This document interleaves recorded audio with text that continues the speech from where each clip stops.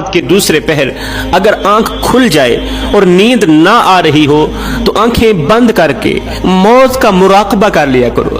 کمرے کی بتی بند کر کے چہرے پہ کپڑا ڈال کے موت کا مراقبہ کر لیا کرو کہ میں لیٹا ہوا تھا, اچانک میرا بلڈ پریشر ہائی ہو گیا, ایک دم میری سانسیں رکنے لگی, میری بیوی اٹھ کر بیٹھ گئی کہ میرے سرتاج کو کیا ہو گیا. میری بیٹیوں نے میری چار پائی کے پاوے کو پکڑ کر رونا شروع کر دیا, ہمارے باپ کو کیا ہو گیا. میرے بھائی نے کہا جلدی کرو, جاؤ کوئی دم پھونک جھاڑنے والے کو لے کر آؤ, کوئی ڈاکٹر کو لے کر آؤ. ڈاکٹر دروازے پر آیا, مجھے پمپ کرتا رہا, میرے سینے پر زور ڈالتا رہا. اتنے میں ایمبولینس بھی میرے دروازے پر آ گئی. اچانک مجھے اٹھا کے ایمبولینس میں ڈال دیا گیا. جب گاڑی اٹھا کر جا رہی تھی تو لوگ کہہ رہے تھے اللہ خیر کرے. جب واپس آئی تو لوگوں نے میرے چہرے کو دیکھا, دیکھ کر سب نے کہا انا للہ و انا الیہ راجعون. میری بہن کو میری موت کی اطلاع ملی, وہ بے ہوش ہو گئی. میری موت کی خبر سنتے ہی بھائی کو اٹیک ہو گیا.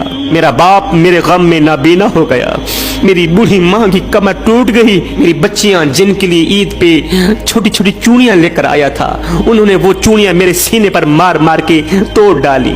جس بیوی کے لیے میں سرخ اور لال دوپٹہ لے کر آیا تھا, اس نے مجھے موت کی آغوش میں بے بس دیکھ کر اپنا لال دوپٹہ اتار کر پھینک دیا اور چار پائی کو پکڑ کے آہستہ آہستہ کہنے لگی او میرے سرتاج, آنکھیں کھول کر بس اتنا بتا دے کہ تیرے جانے کے بعد ہمارا کیا بنے گا, میرے بچے کہاں جائیں گے. بہن ملتان سے آئی, بھائی کراچی سے آیا. بہن اپنا بیگ پھینک کر میرے ساتھ چمٹ گئی, کہا ویر آنکھیں کھول, ویر آنکھیں کھول, سامنے دیکھ تیرا بھائی آیا ہے. لیکن بھائی آنکھیں کیسے کھولے, اسرائیل نے تو اسے چاروں طرف سے جکڑا ہوا ہے. اسرائیل نے اسے کسی کھاتے کا نہیں چھوڑا. اب غسل کے لیے مسجد سے تختہ لایا گیا, غسل کے لیے مسجد سے تختہ لایا گیا. میرے کپڑے کاٹے جا رہے ہیں. ہائے, میں تو بندوں کو اپنے کپڑوں کو ہاتھ تک نہیں لگانے دیتا تھا. مجھے کیا پتا تھا کہ میرے جسم سے کپڑے کاٹ کر پھینک دیے جائیں گے. جس سوٹ کو میں نے 10,000 میں خریدا تھا, 20,000 میں خریدا تھا, مجھے کیا پتا تھا کہ وہ وقت آنے والا ہے کہ دنیا مجھ سے اس قدر نفرت کرنے لگ جائے گی کہ میرا اتنا قیمتی جوڑا کاٹ کر کچرے کے ڈھیر میں پھینک دیا جائے گا. مجھے نہیں پتا تھا کہ دنیا مجھ سے اس قدر نفرت کرنے لگ جائے گی کہ میرا اتنا قیمتی جوڑا کاٹ کر کچرے کے ڈھیر میں پھینک دے گی. ہائے, جس جوڑے کو میں نے موت کے وقت پہنا ہوا تھا, آج وہ جوڑا پہننے کے لیے بیٹا بھی تیار نہیں ہے. بیٹا کہتا ہے باپ کا جوڑا میں نہیں پہنوں گا, مجھے ڈر لگتا ہے. میرے اوپر پانی ڈالا جا رہا ہے, صابن لگایا جا رہا ہے. میں کروٹ بدلنے کا محتاج, اٹھنے بیٹھنے کا محتاج. جب غسل دینے کے بعد میری میت کو گھر کے میدان میں رکھا گیا تو پھر سے ایک دم کوہرام مچ گیا. میری بچیاں دیواروں کے سہارے لگ کر, میرے بچے چار پائی کا پایا پکڑ کر میری میت اٹھانے والوں کو کہہ رہے تھے چاچو ابو کو کہاں لے کے جا رہے ہو, ابو تو جا رہا ہے, ہمارا کیا بنے گا. اللہ اکبر, آج دشمن بھی تیرا منہ دیکھنے آ رہا ہے, آج زمانہ تیری زیارت کرنے کو آ رہا ہے. ایمان سے بتا کیا یہ تیرا کالا منہ دکھنے کے قابل ہے؟ یہ گناہوں میں ڈوبا ہوا منہ دکھنے کے قابل ہے؟ اب دنیا والے تو تیرا چہرہ دیکھنے کے لیے تیار بیٹھے, کہیں ایسا نہ ہو کہ اس چہرے کو دیکھنے کے لیے رب تیار نہ ہو, اس چہرے کو دیکھنے کے لیے مصطفیٰ کریم تیار نہ ہو. ہم نے تو کافور کی دھنیا بھی دے ڈالی, غلاف بھی چہرے پر رکھوا دیے, مدینے کے عطر بھی لگا دیے. خدا پاک کی قسم, اگر اللہ نے اس چہرے کو ٹھکرا دیا تو پھر لاکھ عطر لگانے کے بعد بھی یہ چہرہ کسی کام کا نہیں ہے, لاکھ کافور کی دھنیا دینے کے بعد بھی یہ چہرہ کسی کھاتے کا نہیں ہے. خدا را میرے بھائیو مراقبہ کیا کرو. 4,000 بندہ میرا جنازہ پڑھنے کے لیے آیا تھا, لیکن میرے ساتھ خبر میں جانے کے لیے ایک بھی تیار نہیں. جنازہ پڑھتے ہی سارے ایک ایک کر کے چلے گئے. مراقبہ کیا کرو, مجھے لحد میں اتارا جا رہا ہے اور میرا چھوٹا بچہ میری آنکھوں میں آنکھیں ڈال کے کہہ رہا ہے ابا تو اللہ کے حوالے ہو گیا, یہ بتا ہمیں کس کے حوالے کر کے جا رہا ہے. اب قبر کے اندر دفنا کر لوگ اپنے اپنے گھروں کو چلے گئے, تو اکیلا رہ گیا, تن تنہا رہ گیا. مراقبہ کیا کر, اگر وہاں خدا نے کہہ دیا کہ یہ چہرہ میرا نہیں ہے اور مصطفیٰ نے بھی کہہ دیا یا اللہ جو تیرا نہیں ہے وہ میرا بھی نہیں ہے, بتا تو کہاں جائے گا.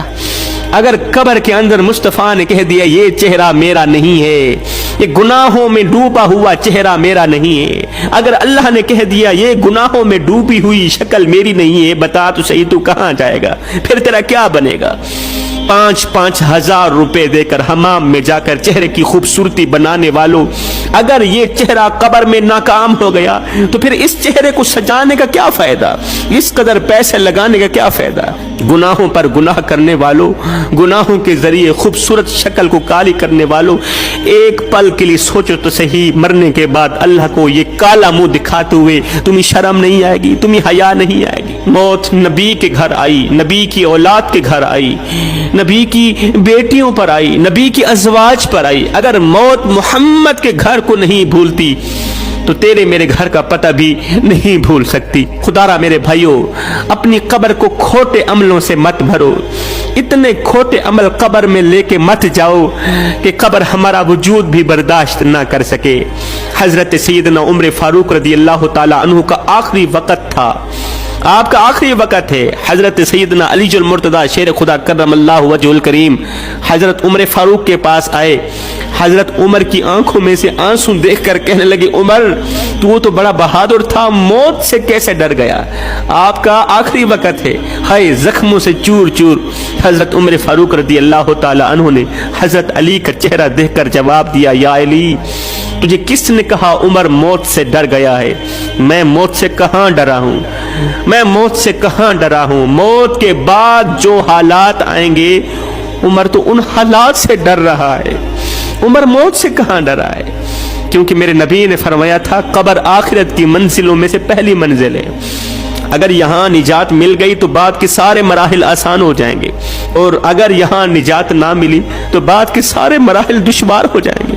قبر آخرت کی منزلوں میں سے پہلی منزل ہے۔ بس نوجوانوں، میں نے جو آپ حضرات سے کہنا تھا وہ کہہ دیا، باقی مرضی تمہاری۔ آپ ذی شعور ہو، الٹی پلیٹ میں سالن نہیں سیدھی پلیٹ میں ڈالتے ہو، الٹے گلاس میں نہیں سیدھے گلاس میں پانی پیتے ہو، الٹے کپڑے نہیں پہنتے سیدھے کپڑے پہنتے ہو۔ جب ہر چیز میں سیدھا سیدھا کر رہے ہو تو تمہیں اللہ کا دین الٹا کیوں سمجھ آ رہا ہے؟ ایک غیر مسلم عورت عالم دین کے پاس آئی، کہا مولانا میں کلمہ پڑھنا چاہتی ہوں۔ عالم دین نے اسے کلمہ پڑھایا، کلمہ پڑھانے کے بعد کہا اب خوش ہو، مسلمان ہو گئی ہو، تمہیں ایمان کی دولت نصیب ہوئی ہے، اب خوش ہو۔ اس عورت نے کہا میں خوش نہیں ہوں۔ کہا وہ کیسے؟ عورت نے کہا میں کیسے خوش ہو جاؤں، میرے بچے اور میرا شوہر غیر مسلم ہے، جب تک وہ کلمہ نہیں پڑھتے مجھے راحت نہیں ملے گی۔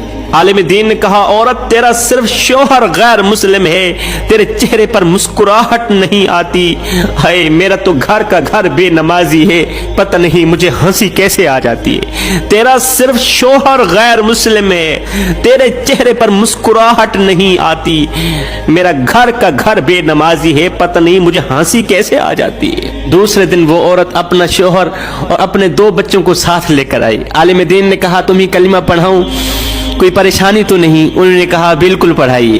اس کا شوہر رنگ کا کالا تھا مگر دل کا بڑا صاف تھا۔ افسوس ہم رنگ کے بڑے سفید ہیں لیکن ہمارا دل کالا سیاہ ہو چکا ہے، پتہ نہیں ہمارا دل کیوں کالا ہو گیا ہے۔ پوری فیملی کلمہ پڑھ کر مسلمان ہو گئی۔ اس کے بعد عورت نے عالم دین کو اس طرح حیرت میں ڈالا کہ کلمہ پڑھنے سے پہلے اس کا سر ننگا تھا، کلمہ پڑھنے سے پہلے عورت کا سر ننگا تھا، جیسے ہی کلمہ پڑھا اس نے ایک چھوٹے سے رومال سے اپنا سر ڈھانپ لیا۔ عالم دین کہتے ہیں کچھ دن بعد وہ عورت اور اس کا شوہر مجھے ملے، عورت سر سے لے کر پاؤں تک پردے سے ڈھمپی ہوئی تھی، وہ سر سے لے کر پاؤں تک پردے میں چھپی ہوئی تھی۔ افسوس کہ میرے معاشرے کی خواتین پیدائشی مسلمان ہونے کے باوجود بھی بجائے سر ڈھانپنے کے، خود کو پردے میں چھپانے کے، سر سے لے کر پاؤں تک ننگی ہو کر ٹک ٹاک پر فحاشی پھیلا رہی۔ میں دعا کرتا ہوں اللہ تعالی ہمیں جلد توبہ کرنے کی توفیق عطا فرمائے، اللہ تعالی ہمیں نماز پنجگانہ با جماعت ادا کرنے کی توفیق عطا فرمائے، آمین ثم آمین۔ وما علی